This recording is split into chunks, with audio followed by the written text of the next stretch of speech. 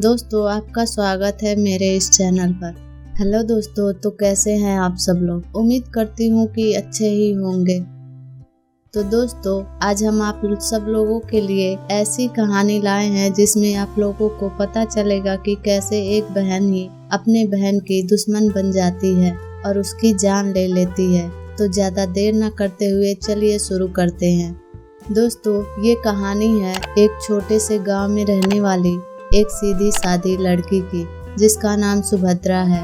सुभद्रा 4 बहनें हैं और उसके पापा पुलिस हैं। सुभद्रा के पापा सुभद्रा की शादी तय कर देते हैं। ये बात जब सुभद्रा को और उसकी बहनों को पता चलता है तो वो सब उसे बहुत चिढ़ाती हैं और परेशान करती हैं। चारों बहनों का आपस में गहरा प्रेम होता है। वो चारों अपना सारा सुख दुख आपस में कहती हैं और सारा काम मिलजुल के करती हैं। तो दोस्तों, आखिर क्या हो जाता है जिससे सुनीता अपनी ही बहन सुभद्रा की जान ले लेती है। तो चलिए मैं आपको बताती हूँ। एक दिन सुनीता अपने बहन सुभद्रा के घर आती है क्योंकि उसको कोई बीमारी होती है। उसके गांव में अच्छा हॉस्पिटल ना होने के कारण सुभद्रा उसे अपने घर बुला के उसे दवाई कराने के लिए कहती है। सुभद्रा की 2 ननद और एक देवर होता है। कुछ दिन तो सब लोगों में खूब हंसी मजाक होती है और 1 महीने का दिन कैसे बीत जाता है लोगों को पता ही नहीं चलता है। इसी में सुभद्रा का देवर बाहर से कमा के लौटता है और सुभद्रा के देवर और उसकी बहन में प्यार हो जाता है। धीरे धीरे करके सुनीता की बीमारी ठीक हो जाती है और सुभद्रा अजय और सुनीता के बीच बढ़ती नजदीकियों को देखकर सुनीता को घर भेजने का फैसला कर लेती है। लेकिन सुनीता घर जाने को राजी नहीं होती है और अजय के साथ रहने का फैसला कर लेती है। लेकिन सुभद्रा जैसे तैसे करके उसे घर भेज देती है। लेकिन दोनों की बातें कम नहीं होती। दोनों आपस में मिलते जुलते रहते हैं और दोनों का मिलना कम नहीं होता। एक दिन पता चलता है सुनीता माँ बनने वाली है। तब सुभद्रा के ससुर सुभद्रा और उसके पति को घर से निकाल देता है। अब बेचारे रात में कहाँ जाएं? ऊपर से कड़ाके की ठंड। दोनों छत पर जाकर ऊपर रखे पुआल में सो जाते हैं। सुभद्रा अपने पति को अपने साड़ी का आंचल उड़ा देती है और सुभद्रा पूरी रात रोती रहती है। फिर उसकी दोनों ननद अपने पापा से बात करके उन दोनों को अंदर बुला लेती हैं। फिर सुभद्रा घर और खेत के काम में लग जाती है। सुभद्रा को याद आता है कि उसे रामनवमी का पूजा चढ़ाना है, लेकिन उसकी सास नहीं थी। तो बेचारी परेशान हो जाती है कि किससे पूछे। फिर उसी गांव की एक औरत सुभद्रा को दिख जाती है। सुभद्रा उसे बुलाकर पूछती है, अम्मा मुझे भी रामनवमी का पूजा करना है, लेकिन मुझे पता नहीं है कैसे किया जाता है।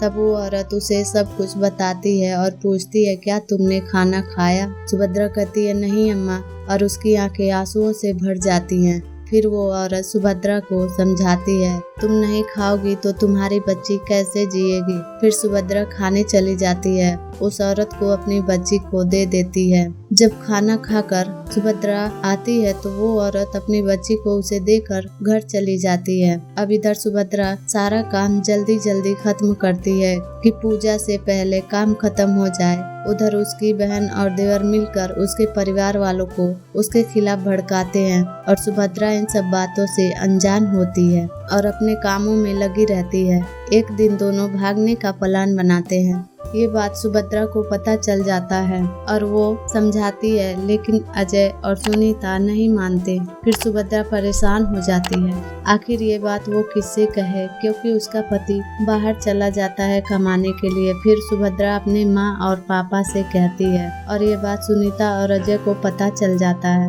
फिर सुभद्रा की उन सब से लड़ाई हो जाती है। सुभद्रा उन दोनों की शादी करवाने के लिए कहती है, लेकिन उसके पापा नहीं मानते हैं। फिर कुछ समय बाद सब शांत हो जाता है और जैसे ही रात होती है सब गांव वालों को पता चलता है सुभद्रा के घर आग लग गई है। सारे गांव वाले मिलकर आग बुझाने चले जाते हैं। इधर सुभद्रा की बच्ची खाट पर लेटी हुई है, जिसको पकड़कर उसकी दोनों ननद रोने का बहाना बनाती हैं और उसका ससुर अजय और सुनीता को भगाकर सिर पर हाथ रखकर अलग बैठा रहता है। गांव वाले आग बुझाते हैं और पूछते हैं तुम्हारी बहू कहाँ है। तब उसकी ननद रोते हुए कहती है अरे भाभी ही तो अंदर जल रही हैं। जब आग बुझ जाता है तो लोग देखते हैं कि सुभद्रा बेड पर लेटी हुई है। उसका एक पैर ऊपर और एक पैर बेड के नीचे लटका होता है और दोनों बाहें बेड के ऊपर फैली होती हैं। फिर सारे गांव में सन्नाटा फैल जाता है। फिर उसी रात को सुभद्रा के मायके के लोग आते हैं। सारे गांव में सन्नाटे को देखकर सुभद्रा के मायके के लोगों को लगता है कि किसी को कुछ पता नहीं है और वो दबे पांव आते हैं और चले जाते हैं बिना कुछ किए, क्योंकि सुभद्रा के पापा को लगता है कि कहीं वो अपनी दूसरी बेटी को भी ना खो दे।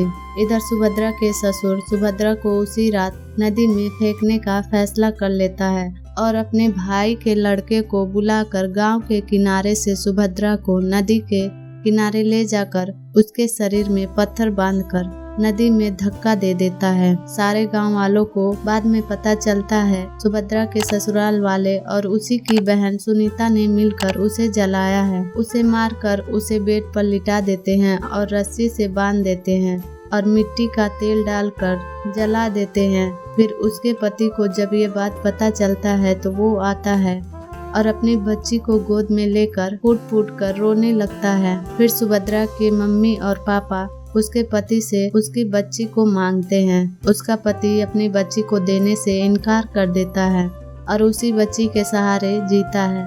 इधर गांव वालों का कहना है कि सुभद्रा का शरीर तो जल गया लेकिन सुभद्रा की आत्मा अभी भी जिंदा है।